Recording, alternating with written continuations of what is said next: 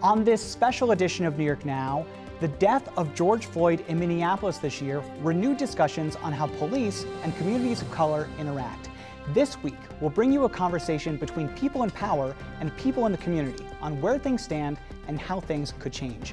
It's called The Time for Reckoning, and it's brought to you by WMHT in partnership with the Times-Union, the New York State Writers Institute, and the Center for Law and Justice. Stick around, that's coming up. I'm Dan Clark, and this is New York Now. Today, the Senate majority will pass legislation. We will pass a law prohibiting it, and we will take them to court challenging it. Yet another stand for New York and sending a message to the nation. Welcome to this week's edition of New York Now. I'm Dan Clark. When George Floyd was killed by police in Minneapolis this year, it set off a string of protests around the country, including right here in New York. And it was only a few months later that protests erupted in Rochester over the death of Daniel Prude, an unarmed black man who died after an interaction with police. We've come to label this as civil unrest, and there is a long history in New York of tension between police and people of color. This week, we're going to bring you something special, a discussion about that conflict, the perspective of the community, and how leaders respond to it. It's a project we've been putting together with the New York State Writers Institute, the Center for Law and Justice, and the Albany Times-Union. So our good friend Casey Seiler from the Times-Union is here to give us a preview. Casey, thanks for being here. Dan, it's great to see you. It's great to be back in the studio for the first time in 7 months. I know, it feels like we're back 7 months earlier from right now. If I may take a moment, you were doing a fantastic job with the show. Thank you so much. I hope that all of our viewers feel the same way. So this is called The Time for Reckoning. It's something that we've been producing. Our fantastic Nicole Van Slyke, here producer at WMHT, has been putting together with the Times-Union, the Writers Institute, and the Center for Law and Justice, which people in Albany will know is run by Alice Green, is pivotal to the community. Tell me what we're going to see, and we're going to roll a clip of it, I should say. That's what tonight's show is. Tell me what we're going to see on the show tonight and what we should expect for the full program. It's an interesting, what you might call a socially distanced exchange of views between two groups. One made up of four leaders, I think it's fair to say, of the Black Lives Matter movement, the kind of young activists who found themselves in the street in the wake of the killing of George Floyd, and everything that has happened since then. You mentioned Daniel Prude in Rochester as well, talking about their level of frustration, their level of expectation, their demand for not just reform, in other words, tweaking things around the margins, but a fundamental change in the way that power structures, especially law enforcement in this community, as of course the charge has gone out throughout the nation, needs to change. So let's talk about who we're going to see in the program. We have, and I should say, this program is Albany specific in terms of the people that you have on it. But the reason why I and our producers here wanted to air on New York Now is because this is a conversation that all the cities in New York State are having, and it's important everywhere. Daniel Prude is in Rochester, or was in Rochester, and it's just something that all cities are talking about. So in terms of who we're going to see, tell me about the leaders from the city and who is going to be involved in that. I understand it's the mayor, but go ahead. Yeah, the activists are basically filmed having kind of their own discussion, and then we bring it back into the studio where I am moderating a discussion with Chief Eric Hawkins of the Albany Police Department, Mayor Kathy Sheehan, and Corey Ellis, who is the president of the Common Council. All three of them are taking part in a collaborative effort that is one of the dozens, if not scores, of similar efforts that are being undertaken to press for the reinvention, the reform of policing around the state in response to Governor Cuomo's executive order that, of course, followed the protests in the wake of the killing of George Floyd. So Albany has a history of some tension between people of color and the police. And we had different killings of unarmed black men in Albany and the surrounding areas. We had Dante Ivey right here in Albany. And then after George Floyd died, we saw Albany as one of the cities around the state that really erupted in protest. Do you touch on that in your discussion with them? Yeah, what's interesting is, of course, the case that the activists make with great frustration is that it feels like the only way that they can achieve change, get their foot in the door, make their voices heard, is to take to the streets. What, of course, the city officials say, the mayor, the common council president, and the chief of police, is that they want to create an atmosphere where those activists can feel like their voices are heard, like they can come in, that it's a dialogue and not so much a screaming match, or for the activists to feel like they're just kind of screaming into the whirlwind, as it were. And of course, activists, as you well know from covering the Capitol, activists are unrelenting. They are defined by their demands. Elected officials, the heads of large institutions like police departments, are by their very nature institutionalists. They need to both try to change what is wrong about that institution while also preserving what they see as the values that are inherently good within. So did they talk about, this is the part of this that I'm curious about most, is how this whole conversation is going to happen around what the governor is mandating, which is essentially a community by community reform of how they police their own communities, how law enforcement functions. Did the leaders from the city have anything to say about how that's going? I know it's only been a few months since the governor gave that order, but the clock is ticking. Well, and there were sort of immediate responses. Mayor Sheehan put out her own executive order banning chokeholds, making other sort of immediate changes that she could make right away. Subsequent to that, the Common Council has begun the consideration of legislation that would, for example, grant subpoena power to the Police Review Board. Like many community boards, they are well-intentioned. They tend to be toothless in the sense that they can't, they have a very limited role in sort of the disciplinary process for police. But all of these civic leaders are putting a lot of chips, as it were, over a large collaborative, more than 36 people, including all of those, leaders that I mentioned, as well as, other city officials, people from the Albany School District, leaders of nonprofits, and even some activists as well. A reform and reinvention collaborative that, once again, is responsive to the governor's executive order, that has been having Zoom meetings. I've watched a couple of them in preparation to moderate this panel. They are nightmarish Zoom meetings in the sense that I've never seen so many, Brady Bunch-style squares in my life. And as you can imagine, the discussion is difficult. There's a lot of talk about process. They'll be breaking up into working groups and working on specific issues such as police discipline, transparency, that type of thing. Their deadline to report to the city government, to the Common Council, is in April of 2021. That's going to be a big initiative, and I think a lot of people, especially the activists that we spoke to, are going to keep a very close eye on the product that comes out and whether or not it is watered down or does represent the kind of robust change that is needed. Well, no more spoilers. Let's get to the program because it is something worth watching for everybody here in New York, especially in Albany where these leaders are. Again, we're airing a part of The Time for Reckoning produced by WMHT, and let's take a look. Across the nation, what you're seeing is an understanding that we are no longer going to beg for you to see our humanity. We talked about the fact that Elazar Williams will never walk again. And there was no accountability for the officer that caused that harm. So what would it actually look like to have accountability? What would that look like in Albany specifically to have accountability? How do we make that happen? Well, first thing is, I would say, is stop allowing the police to investigate the police. Let's give some power to the CPRB, right? That they can, one, they can initiate investigations, they can see a police officer's record, right? And they can recommend some sort of action that's binding to the police department. Throughout the state, the repeal of 50A, y'all remember that, right?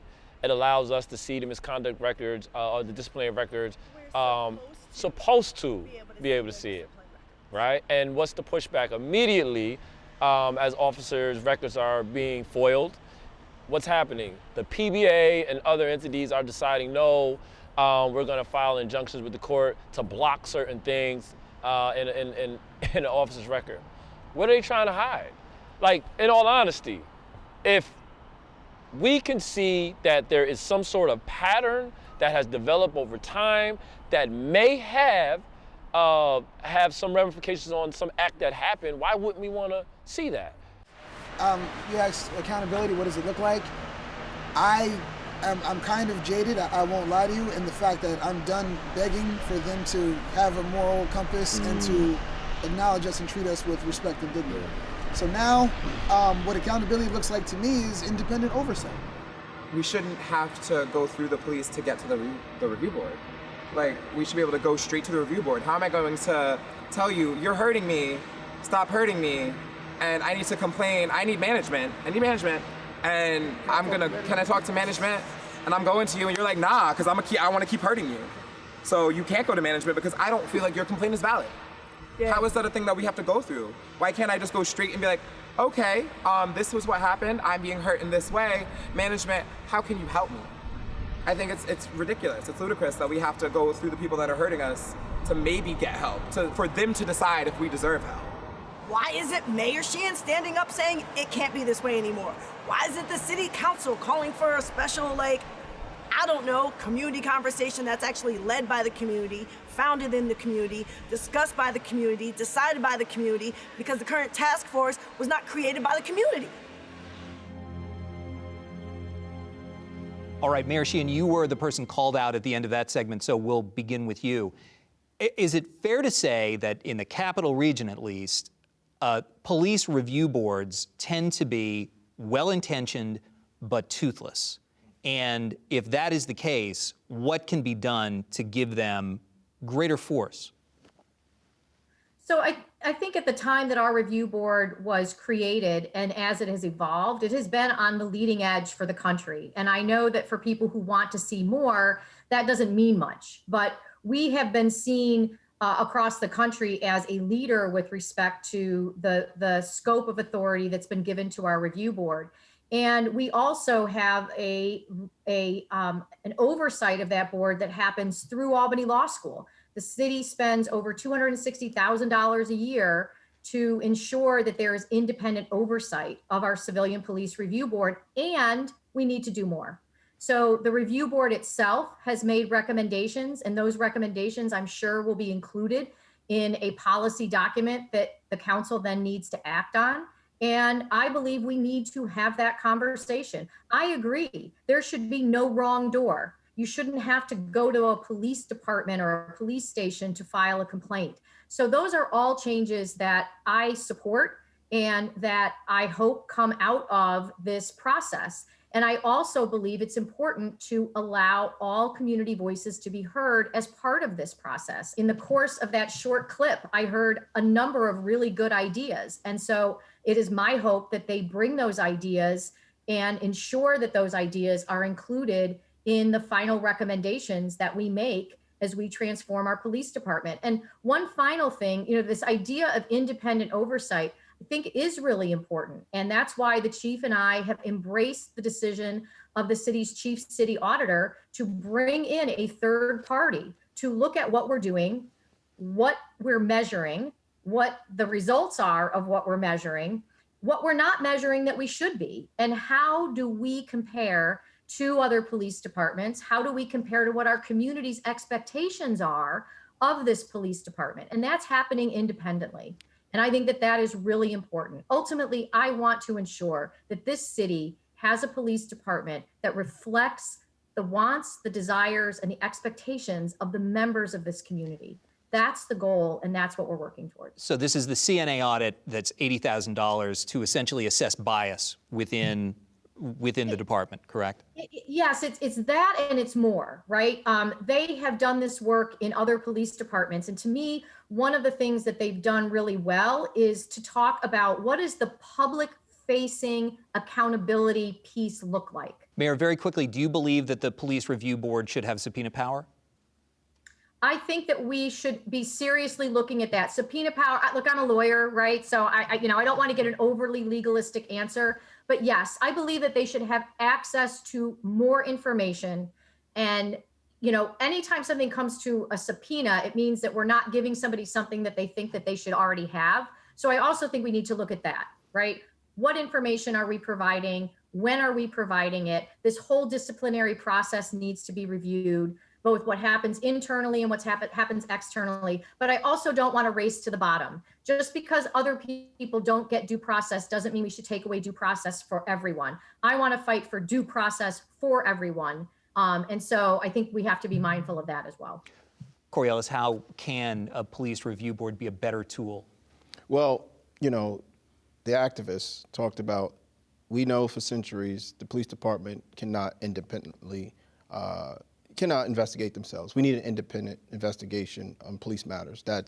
It's clear, and the Citizen Review Board giving them subpoena power, the right subpoena power, will help go a long way with making that happen.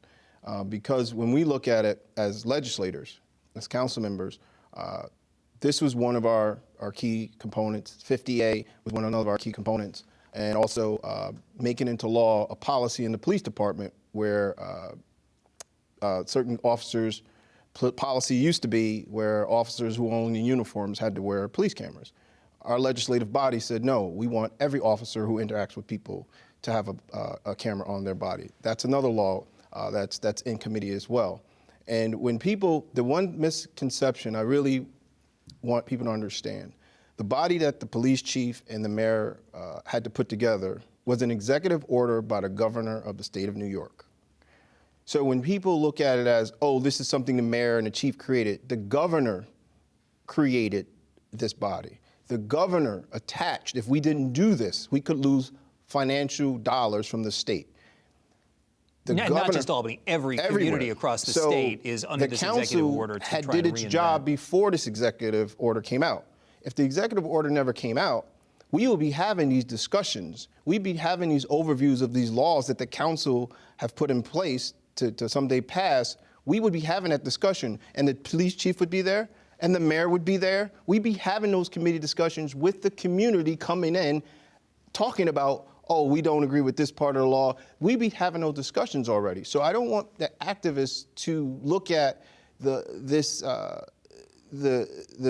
body that the mayor and the chief had to put together as something that was trying to go against or hide the transparency. Chief, would a more robust police review board, potentially with subpoena power, make your job easier in terms of interacting with the public and building public trust, or make your job more difficult in terms of your relations with your officers? Both. I think that the public wants to see something more. And, you know, fundamentally, I agree with the mayor, council president, and with the activists. You know, I think in our internal review and disciplinary process, there are some opportunities to bring some other people in and give them more input. Subpoena powers, you know, when you mention that to law enforcement personnel, there's automatically resistance because there's this idea that only suspects get subpoenaed. Well, exactly. That's exactly it, because that's the connotation that we have. And but I think that if we can have some deeper conversations about this, I think that we can have some understanding about what this really means. And what it really means is that the public is asking for some more transparency and some more input. They want access to documents in a timely and thorough manner. And so even before we get to the subpoena idea, I've had some conversations with my Office of Professional Standards. And my direction to them is to make sure that we are producing every single document that we are legally obligated to produce in a timely manner. Now, I know there's been some disagreements with this timeliness issue, and I get that, but it's not an excuse, but there are some reasons for that. But fundamentally, I'm with it. I think that it can work, but I think we have to have some understanding and some deeper conversations with all the parties involved. All right, and finally, from our panel of activists, a discussion about the drive for transformation as opposed to the more familiar prescription for reform. I'm listening to y'all, and we're talking about change, right? So what does that change look like? How do we get to transformation as opposed to reform? There was a woman that was at a community conversation where we had a lot of members of the community. We had some representatives from the police department there, and they kept this training kept coming up, right? It was like, yo, like we do need more training. It was acknowledged by the representative of the police department, yes, we do need more training. And this woman just screamed, you don't need more training. You don't need more training, because you don't need training in white neighborhoods. You don't need training there. You know how to act there. You don't need training to be a human being there. Why do you need training to be human in my community?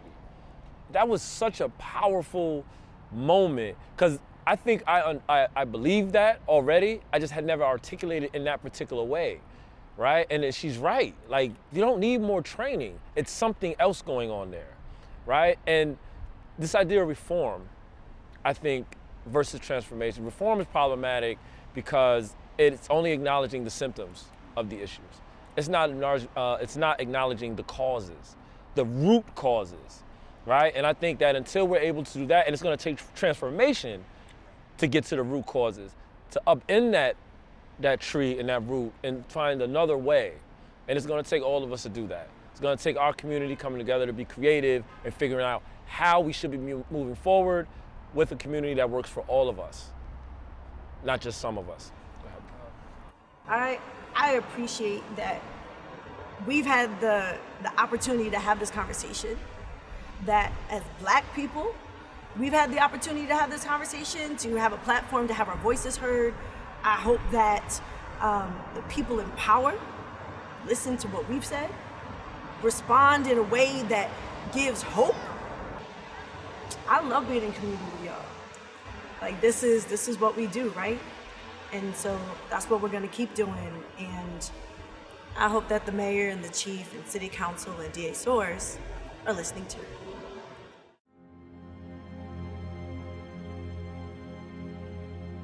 I do want to dig a little bit deeper into what is going to be the city's big response to this historical moment, and that is the City of Albany Police Reform and Reinvention Collaborative. So more than 35 people, everybody else on the stage or appearing virtually like the mayor but me, are part of the organization. I have watched some of the Zoom discussions that have already taken place, more than a half dozen so far. They look agonizing in terms of virtual meetings. What is the hope that that this collaborative will actually manage to bring the kind of change that clearly the activist community, or this portion of the activist community, is demanding? That this not be another kind of task force that produces a report, makes some kind of minor structural tweaks, and then moves on? Well, I think the misconception is this task force is making these decisions, right? The task force is just tasked to come up, gather information, and that part of the task force make those recommendations. Those recommendations will be put towards the people. And so I would like to let the community know there is going to be a vetting of the documents that come in front of you by you as a citizen, and you have that voice to vet it. And as city council members, who you can hold accountable, we're the ones that are going to be passing this law, these reforms. Mayor, the concern I've heard from some is that the sort of new generation of activists, especially from the Black Lives Matter movement, are not as included in the collaborative as perhaps they should be, certainly not as much as they want to be. Do you think that's a fair criticism? And what are your hopes for what comes out of this when the collaborative is done with its work? It's got a deadline of next April.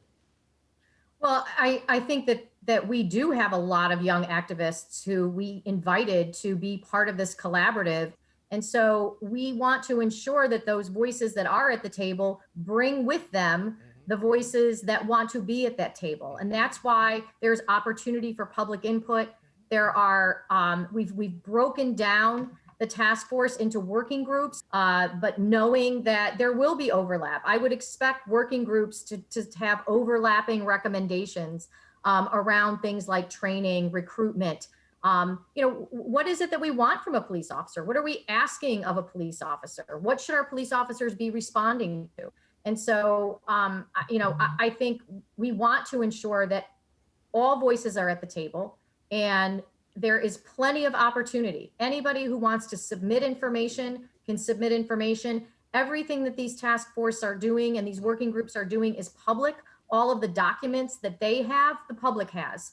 The conversations that they're having, the public can hear, and there will be opportunities for the public to participate in those conversations. And so I'm looking forward to the work that is going to be done. And I'm also a person who believes very strongly in accountability.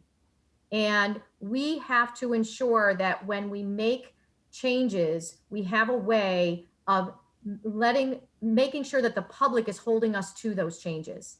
And we also have to look at where the gaps are. So one of the areas that is a real challenge are mental health calls. And this has been a subject of discussion from police departments across the country. We are already actively looking at those other models, and we know that we need to change. We know that we need to make changes. And the more people who make their voices heard, the better our decisions are going to be. That was only the second half of that program, and we hope you'll join us for the rest of it. If you're watching us on WMHT, you can catch the full special on Monday, October 26th at 9 p.m. And if you're watching somewhere else in New York, we'll have the full program on YouTube and on our website. That's at nynow.org. The Time for Reckoning was produced by Nicole Van Slyke, one of our amazing producers here at WMHT, and a huge thank you to everyone who participated in the project. We'll see you here next week on New York Now. Have a great week and be well.